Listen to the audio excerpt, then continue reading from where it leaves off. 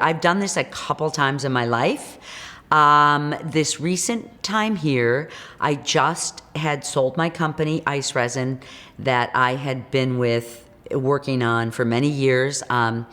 I also had just finished up doing a really commercial line. I was actually the designer of. It actually was it was a low end line. I never thought I'd find myself there. I talked about how I have done everything from museum work and just fashion, where I can just really explore and do this crazy work. So. In my life, I actually had a business partner at this time, and we ended up splitting. So I ended up with I originally with Ice Resin. I had a design team. I love marketing. I love sales. I love product development. I love all the fun stuff, being around, talking to people, teaching people, all of this. And when I split with my business partner, I had Ice Resin. I ended up in the back office doing the accounting, meeting with lawyers.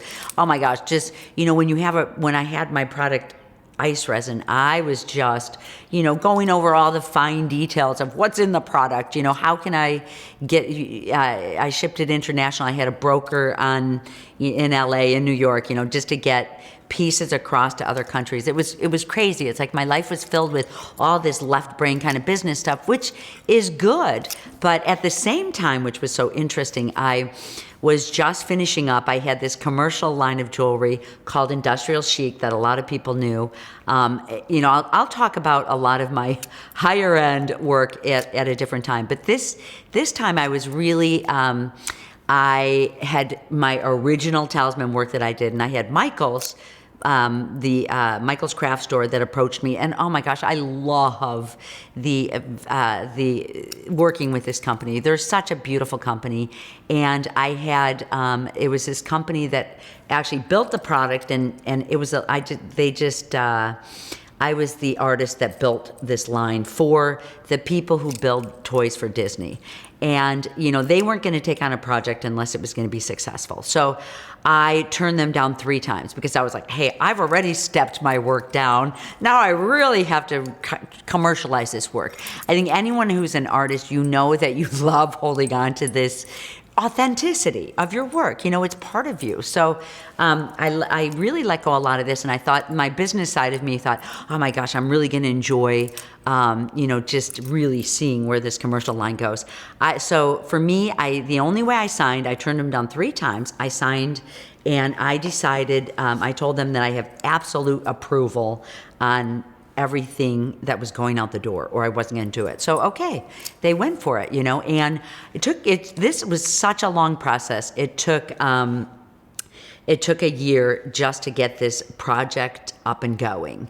And, just to behind the scenes, and then all the marketing for it and I really loved it. It was the first time in my life when I looked at some of this work that I was, I had turned things down. I sent things back 3 or 4 times. And when this work finally all came back to me, I was like, wow, this is the first time that I've seen someone really replicate this work that is exact. And I thought, I don't know if I'm elated or horrified, and maybe a little bit of both, So, just that was a lot of fun, but your brain changes for that. My brain changed. I really, was more on the left part of the business.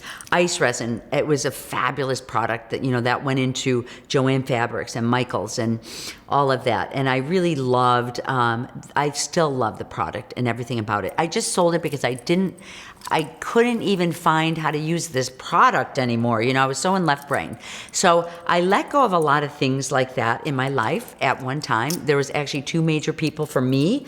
Sometimes you need something important in your life that gives you this big shift. So for me, I had 2 very important people in my life that died just about the same time. And I thought, what am I doing? I really want to enjoy my life again and be who I am. So I sold my company. The other one just kind of trickled out.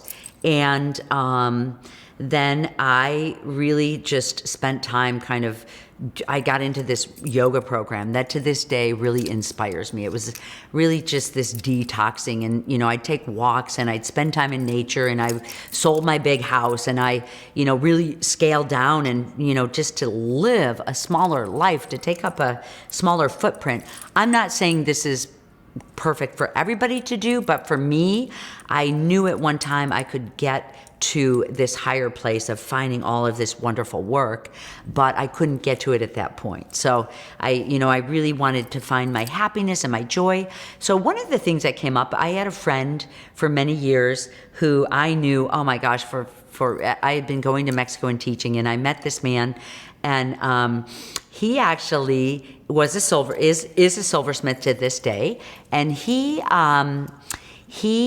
started before Rio Grande, before jeweler places, before people made filigree bezels for you, before your wire was drawn out. He actually was one of those kids that spoke Spanish and didn't learn English, and he was building pieces for Americans and for Europeans that would come into Mexico to have pieces built. And so he would have to figure out how to build these pieces from scratch. And he invited me down to his studio. I went down there for about 6 weeks. And, I decided, oh my God, wouldn't this be perfect just to go somewhere raw, be in a raw studio and just build from nothing. So it was so much fun, and it was so healing for me. We would go to the bank and buy coins, buy fine silver coins, because that really, I talked about earlier that, you actually could melt down people would melt down, back in time, our ancestors would melt down sterling silver coins and build jewelry from there. So we'd melt down coins to liquid. We'd add in some copper into the mix. We were making our own solder by putting a little bronze in there, because solder has that little bit of tin. And really, I just soldered the whole time with a medium solder. It was such a good discipline for me. If I wanted sheet metal, then we poured them into ingots. I rolled out my metal into sheet metal. I rolled out all my wire that I want to use. Maybe in the past I would have been like, I can't waste my time. I can't use this. This process for me on getting back to the basis of just what silver is about was so fabulous for me, because I just learned that I don't have to rely on stores and jeweler stores and all of this. I just can make my life smaller. And from that, I just really started using butane. I normally you'll be able to see my big tanks in the background. They're just a decoration now, because I literally use those butane cans for everything that I do. Well, when I was in Mexico, it was a different type of butane, but butane is a very cool gas.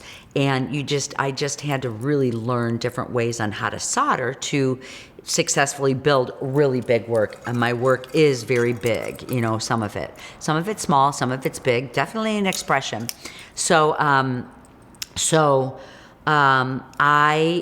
just really learned this simplistic process, this small setup, so it's a $250 setup. And I mean, there I just kind of learned this simplification. When I came home from this trip, I built incredible jewelry. And while I was there, I had a few stylists contact me, which I will tell you about in a minute. So some of the real positive things that came from just letting go of everything, letting go of business, letting go of if somebody's going to wear this or not.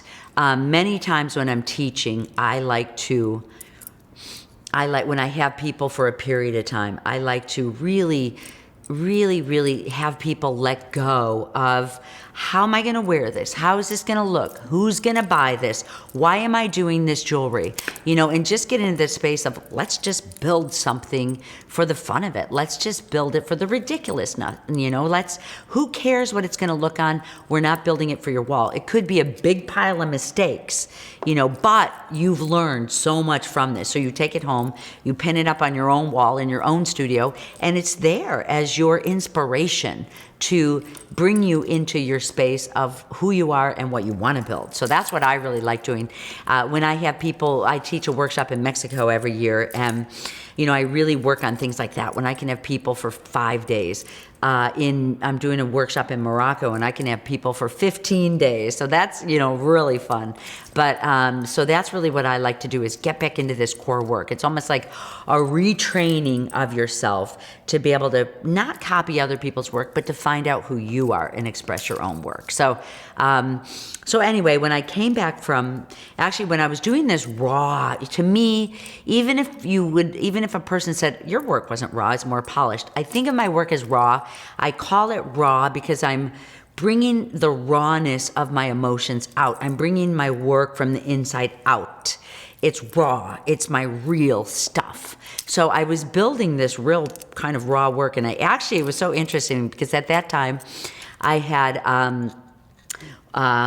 What Women Create, which is a publication that's found in Lowe's and Home Depot. She contacted me and she's like, hey, I love what you're doing. Can I get your work in here? And I was like, oh my gosh, I'm out in Mexico. So I just had the photos from Mexico put in there. And also so interesting because I was really on an inhale. I didn't expect the outer world to find me then. I was on an inhale.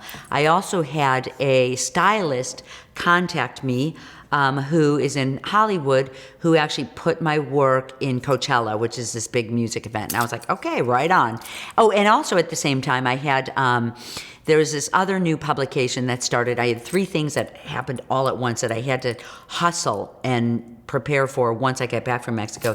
The other one was I had worked with this stylist before. She actually had put my work in Elle magazine, matched me up with Prada, which I can go into details later. But so she also contacted me, and there was a new publication coming out.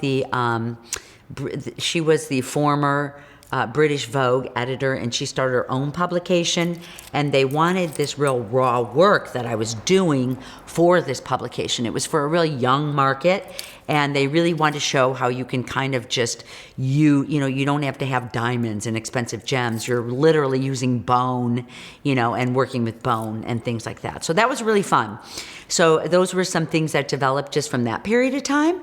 So, for me, it's like that was an inhale. When you go into your raw of who you are and really develop your authenticity, it doesn't matter. Yes, there's going to be a lot of people who are like, oh my God, what the hell is that? Is that jewelry? You know what I mean? But there's also going to be other people that respond to your work. Whether we're in really good, healthy markets for buying or really poor markets for buying, if you're doing your authentic work, you're always going to sell it. It doesn't matter the price if you're doing your authentic work. So that's where I'm at now, and that's my training. What I'm trying to do is I'm getting back into my roots of doing my authentic work, and through this intentional metalsmithing, I want to teach you how to get into your roots and do your authentic work. Make sense?